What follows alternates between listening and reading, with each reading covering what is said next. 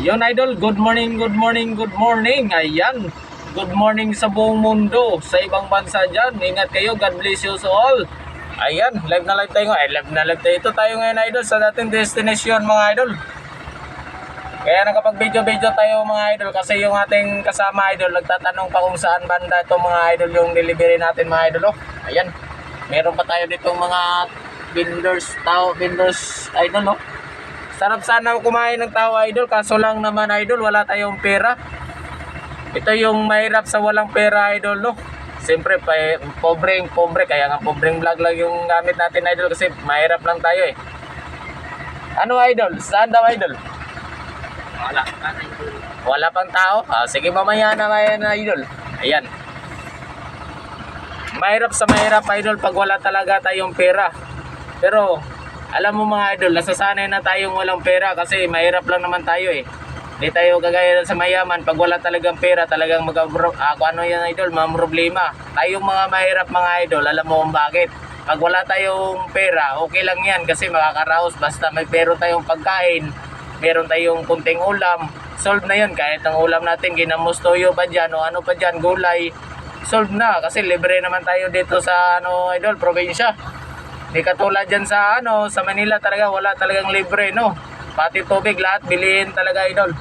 Yun si Madam Naga idol. Kaya ganito lang talaga idol yung buhay natin mga idol. Na baka lang laban-laban lang mga idol.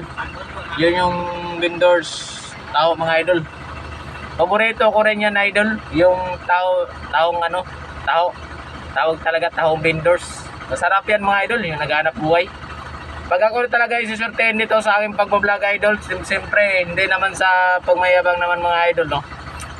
Kailangan tayo tumutulong sa mahirap, kagaya ko, so mahirap na mahirap. Yun ang pangarap ko idol, na maging meron tayong matutulungan sa mahirap na mahirap, siyempre no. Ganun naman talaga idol, napaka yan. Saan ilalagay ba? Dara, okay. Mga ganyang mga bagay natin idol, kailangan nating idol, kailangan nating ipagdasal na sana balang araw ay tayo ay na idol. Alam mo na idol yung pangarap natin na magkonting pera lang na makasahod dito sa Facebook. Alam mo naman yan mga idol. Okay,